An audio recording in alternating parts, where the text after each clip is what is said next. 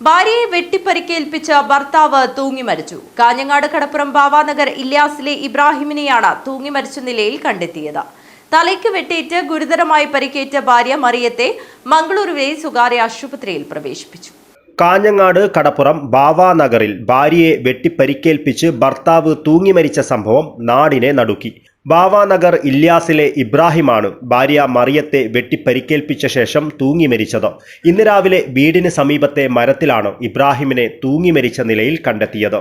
തലയ്ക്ക് വെട്ടേറ്റ ഭാര്യ മറിയത്തെ കാഞ്ഞങ്ങാട്ടെ സ്വകാര്യ ആശുപത്രിയിൽ പ്രവേശിപ്പിച്ചു. എന്നാൽ നില ഗുരുതരമായതിനാൽ ഉടൻ തന്നെ മംഗലാപുരത്തെ സ്വകാര്യ ആശുപത്രിയിലേക്ക് മാറ്റി. ഇന്ന് പുലർച്ചെയോടെയാണ് ഇബ്രാഹിമും ഭാര്യ മറിയവും തമ്മിൽ കുടുംബ പ്രശ്നങ്ങളെ തുടർന്ന് തർക്കമുണ്ടായതെന്നാണ് കരുതുന്നത്. തർക്കം പിന്നീട് ദാരുണമായ കൊലപാതക ശ്രമത്തിലും ആത്മഹത്യയിലേക്കും കലാശിക്കുകയായിരുന്നു.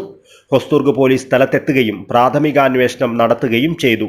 വിഷയത്തിൽ പോലീസ് വിശദമായ അന്വേഷണം ആരംഭിച്ചിട്ടുണ്ട്. News bureau, Kasaragod.